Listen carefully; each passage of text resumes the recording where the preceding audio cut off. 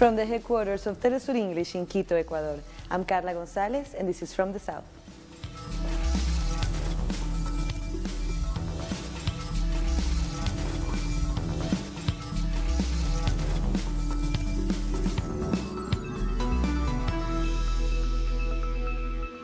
Protests continue around Brazil in support of former President Luiz Inácio Lula da Silva. His supporters are hoping to press for a Supreme Court's decision this week that could free him. Demonstrators gather outside Lula's jail in Curitiba, in the south of the country, to call for his release. A security perimeter has been set up around the federal police headquarters, preventing the protesters from approaching. The former president sent a message to his supporters saying he is at peace with his conscience and that he will win this fight. I want to tell you that, as unbelievable as it may seem, my conscience is clear. I am at peace with my conscience and with my life. I doubt that motto or that lagnol, for the people that have said lies about me are going to bed with the same clear conscience as me, or that they sleep as good as I sleep. It may take some time, but we will win this fight. So for now, I wish you all a good weekend, and perhaps we will be back together next week. Let's go to our correspondent Adriana Robreño with the latest from Brasilia. Former President Luiz Inácio Lula da Silva continues in jail in the federal police headquarters in Curitiba.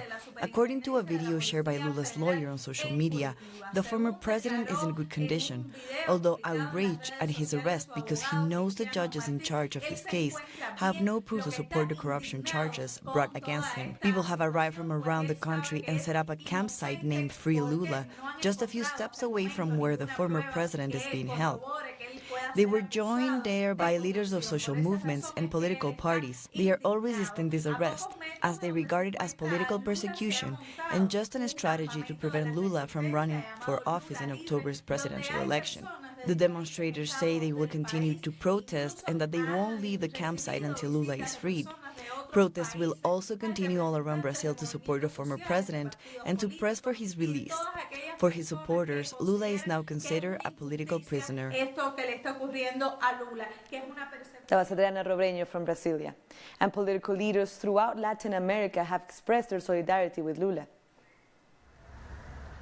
Ecuador's former president Rafael Correa denounced maneuvers undertaken by Brazil's corporate media to destroy Lula's political and historical reputation and supported the demonstrations and protests to defend his innocence.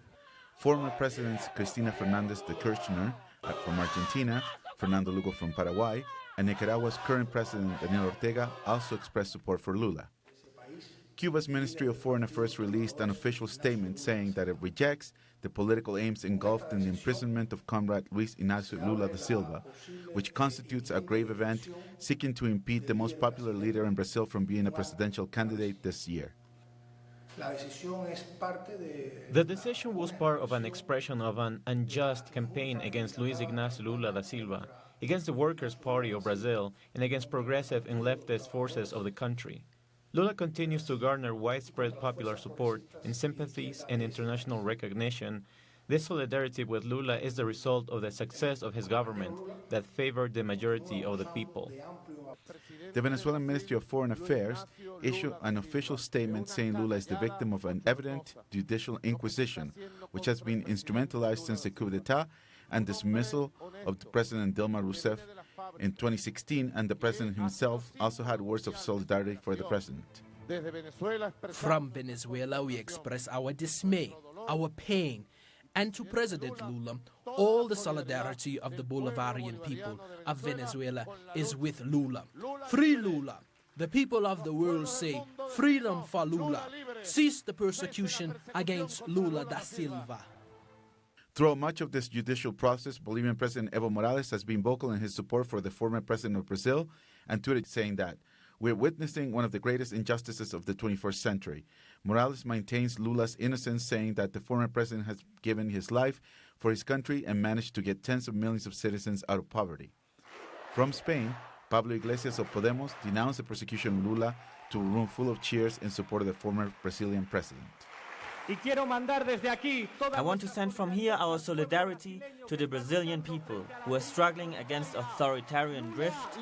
Free Lula. At least 8 people were injured after Lula was flown by police to Curitiba on Saturday. Riot police fired off tear gas to disperse the crowd of protesters, filling the air with explosions and smoke. At least 1 demonstrator was hit by rubber bullets fired by the security services. Police forces also surrounded the airport in Curitiba and the jail where Lula is held to prevent demonstrators from moving forward.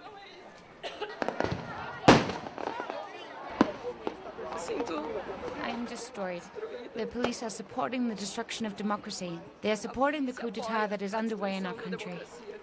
Social movements, Brazil's Popular Front, and People Without Fear released a letter stating their intention to participate in demonstrations against the incarceration of Lula. Several social movements have planned multiple events to show support for the former Brazilian president. The activities, which will be held all over the country, are scheduled to run from April 8 to May 1st. April 10 and 11, there will be an act with jurists in Brasilia. On April 11, there will also be the National Day of Mobilization in defense of Lula. And on April 17, there will be a National Day of Mobilization against the Network Globo. On April 26, there will be an act in defense of Petrobras in Rio de Janeiro. Within Brazil, leftist parties and movements are coming together. They are demanding justice for Lula and respect for democracy and the due process. A number of leaders and journalists sat down together for a roundtable discussion on Brasil de Fato Radio. The discussion included Manuela de Ávila of Brazil's Communist Party and candidate for the presidency. Also there was the representative from the National Directorate of the MST and the Minister of Foreign Affairs under the administrations of former President Lula and Dilma Rousseff. They all said an immediate task is to ensure Lula's freedom. The group is pledging to keep up the resistance to what they're calling an arbitrary and groundless conviction and arrest. In an exclusive interview with Telesur, João Pedro Stedile, founder and leader of Brazil's landless workers movement, spoke about the decision to allow the former President Lula to turn himself into authorities. Here from Brazil, I can disclose that we have had 2 days of intense negotiations. We've had a resistance vigil with labor unions. We are very tired, but even so, we believe that we've had a victory because initially we thought that Lula should not hand himself over, since there were still other recourses to pursue in the Supreme Court in Brasilia. However, when Judge Moro perceived that our tactic was to retain Lula in a labor union and wait for 5 days, he threatened to enact preventive prison. According to Brazilian law, this would mean that Lula would be in prison for 80 days with no legal recourse. So we went back to the initial tactic and came to the conclusion that the best way to combine the resistance of the people with the legal recourse would be for Lula to hand himself under circumstances that guaranteed his dignity as president and social leader. It's not a prison, the place at the federal police. It's more like an apartment with free access to his lawyers and visitors. We'll take a short break now, but join us again after this look at what our multimedia colleagues are reporting.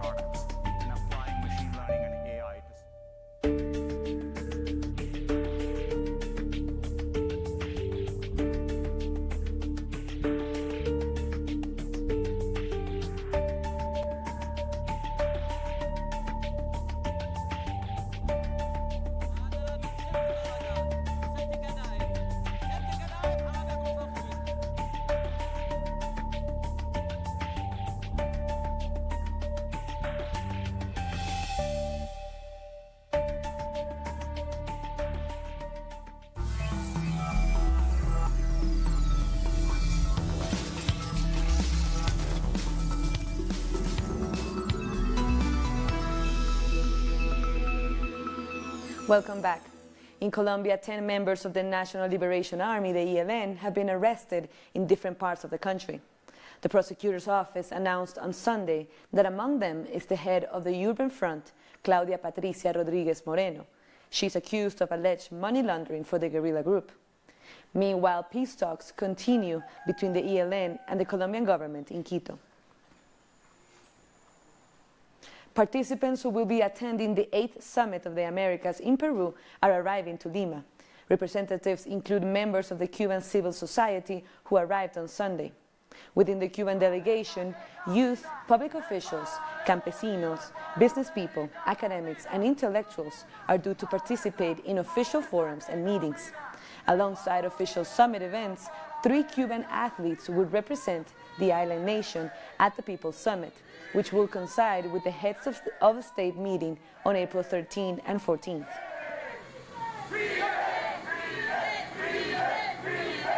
Plans are in motion in the United States to send troops to the border with Mexico. The Texas National Guard announced it will send 250 troops to the border, along with ground surveillance, vehicles, drones, and helicopters. Arizona Governor Doug Ducey says he will send 150 personnel next week.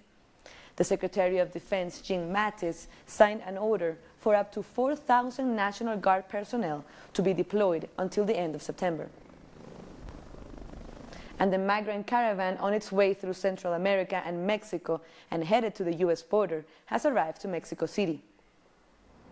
After 15 days of traveling in the south of Mexico, members of the so-called migrant Via Crucis have arrived to the Mexican capital. Among them, Christian David, who left his native Honduras when he was only 17 to find a better job that would allow him to pay for his university fees. I want to study medicine to help the poor people who, like me, need a doctor but don't have the financial resources to pay for one.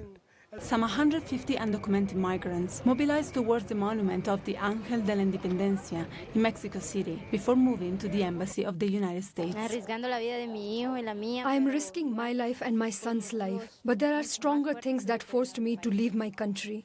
Getting here has cost me so much. We have walked. Or migrating is the only way out. The way is long, but thank God we are here. Once at the U.S. Embassy, the migrants specifically protested against U.S. President Donald Trump and the sending of National Guard troops to the border with Mexico. Someone please give Trump a map. This caravan ends in California, and in California he hasn't sent anyone. He has placed troops in Arizona, in other places. It seems like the most powerful president in the world doesn't really know what he is doing. Despite Trump's threats, the migrants say they won't stop their journey. They will continue, even if their path is still very long and hard, and even if it will get harder once they cross the U.S. border. Latin America and the Caribbean have become the only region in the world where child marriages have not decreased significantly over the past decade. This, according to a recent report by the UN Children's Agency, UNICEF. Maria Cristina Perceval, chief of UNICEF for Latin America and the Caribbean, said that 1 out of 4 women are being married before they turn 18. Perceval added that this increases the risk of sexual violence, early pregnancies, dropping off school, and social exclusion. At least 20 million girls from the region will be married before their 18th birthday by 2030. Only 4 countries in Latin America and the Caribbean have banned child marriages. This includes Honduras, El Salvador, Dominican Republic, and Guatemala. The 4th edition of the Puertas Abiertas artist meeting was held at the Rubén Darío National Theater in Managua, Nicaragua. This project promotes the work of young artists and a cultural exchange between participants. From early in the morning, young artists like Damiana took part in the event. She is a Nicaraguan painter who says is inspired by nature. This is meant to promote art in Nicaragua. It's very important. We're organizing more and more events that showcase live painting. Sculptors were also welcome to the meeting. Francisco's piece is a shoe which he says represents all the roads still left to be explored. This is an extremely productive space. It holds meaning for Nicaraguan culture and for youth culture. This is a great opportunity that the theater's administration and the government have given us. Puertas Abiertas, which means open doors in English, is a space for upcoming painters. They are taking over from a great generation of painters and making themselves known in a free and open space. One of our goals is to expand this idea through all of Central America, as long as it remains an open space for all artists.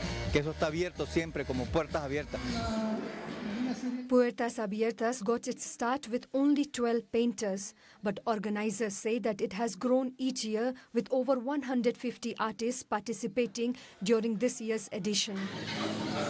The 38th Caribbean Festival in Cuba is dedicated to the popular and traditional culture of Puerto Rico.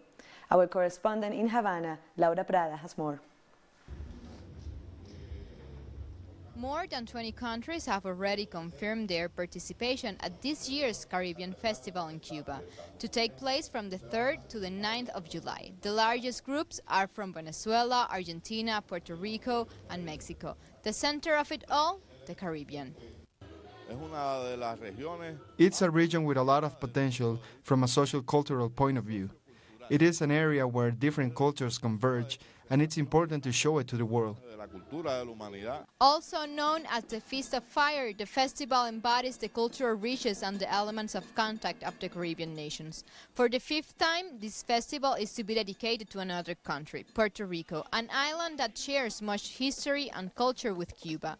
Both Antillean, Mestizo, Criollo nations with African, Spanish, and indigenous blood. When they say it's dedicated to Puerto Rico, that fills us with pride. Right.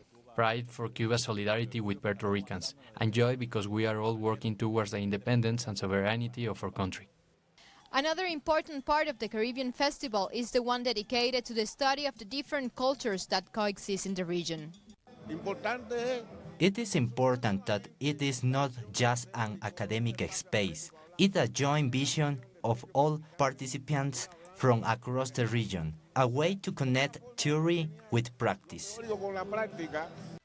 The 38th Caribbean Festival will bring together that roots that unite the region with its diversity, at the same time that Santiago de Cuba reaffirms being the most Caribbean city of Cuba. Laura Prada, Telesur La Habana. We'll take another short break, but join us again after another look at what our multimedia colleagues report.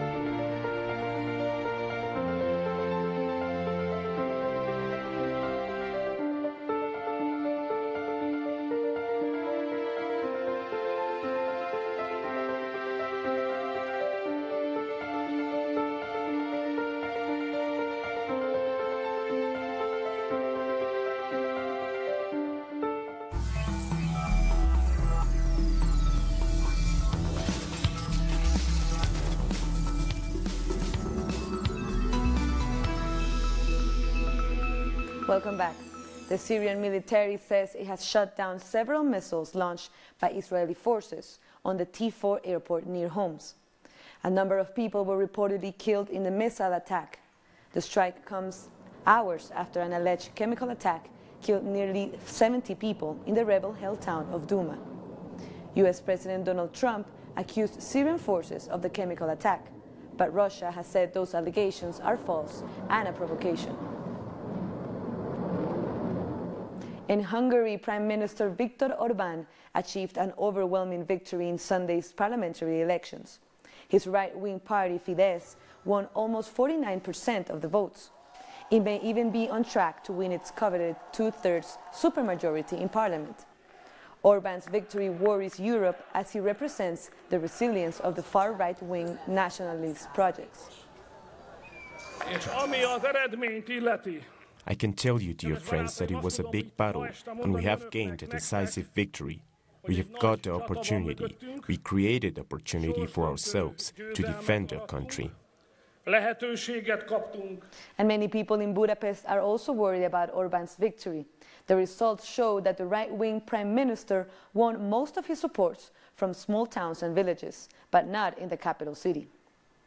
Those who keep hanging on to the way they got used to are afraid of change, and they are afraid to start something new by voting for a different party than Fidesz. Well, the government has successfully implemented its hate campaign. They planted hatred in people's hearts, which is very sad. Rail workers in France are back with their nationwide strikes. And here's more on that and other news making headlines from around the world. Another wave of transport strikes has begun in France as train workers protest against President Emmanuel Macron's economic reforms. Last week, train staff launched a 3-month nationwide rolling strikes in a dispute over the government's planned overhaul of state-run railway SNCF. Many French people support the cause, but the continuous strike has led to chaos for public transport commuters. They have the right to strike. It's understandable. But what about those who pay every day and every month for their trains to go to work? For example, I am paid by the hour, and if I lose 1 or 2 hours, then I lose money. It's not the SNCF who will pay for the loss, is it? People across Canada have been mourning the death of 15 people, majority of them part of Hamburg Broncos junior ice hockey team. Most of the victims were between 16 to 21 years old. The accident happened on Friday when the bus carrying the team collided with a truck in the town of Nipawin. 14 others traveling in the bus were severely injured. Armen Sarkisian has been sworn in as Armenia's 4th president.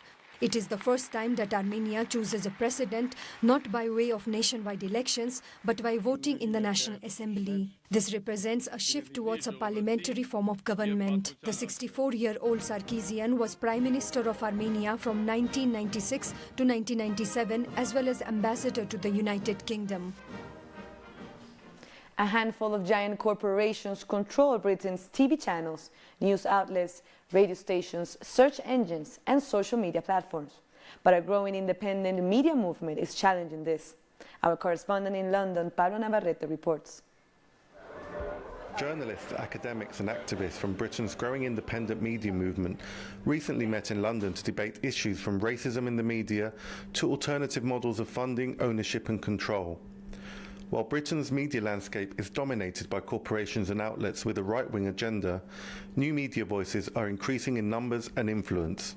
The mainstream media is letting us down. We have a big ownership problem in regards to print.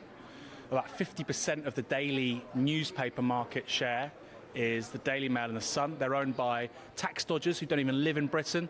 Then you've got the Telegraph. That's owned by a pair of brothers, multi-millionaire brothers, who again don't pay tax. They don't live in the mainland of Britain. They live in an island, which is a tax haven. So in print we've got a problem because we've got a media for the 1%. In broadcast, the BBC has the largest audience share, with around 32%. As a public service broadcaster, it is meant to be balanced in its coverage, but there is significant evidence to show that it too is biased towards the right on key issues. For example, the Labour Party leader Jeremy Corbyn has received very hostile coverage from the BBC, as well as other mainstream media. with Corbyn is because they know that he's popular, that he's actually make young voters dream about changing the system. This is a really system with a lot of problems, a lot of undemocratic issues. The disability side of this in particular. The alternative media movement exists as a response to this lack of democracy in media ownership and the right-wing bias in the mainstream media. Another important issue being debated by the movement is that of internet search engines and the need for non-corporate alternatives. Google, for example, controls 90% of search in the world. And if that isn't a monopoly or near monopoly, then what is? That's a bigger monopoly than the mainstream media has ever had. And Google algorithms decide who will read what and how they will be paid. The challenges faced by this new and growing movement to make a major impact on mainstream narratives are significant. Yet there appears to be an increasing desire here in Britain for new and independent media platforms, which both challenge the powerful and report on struggles and developments at the grassroots. Pablo Navarrete, Telesur, London. And with this last report, we come to the end of this news brief. This and many other stories, as you know, you can find them on our website, telesurtv.net/English. And you can follow us and comment on social media, Facebook, Twitter, and Instagram. For Telesur English, I'm Carla Gonzalez. Thank you for watching.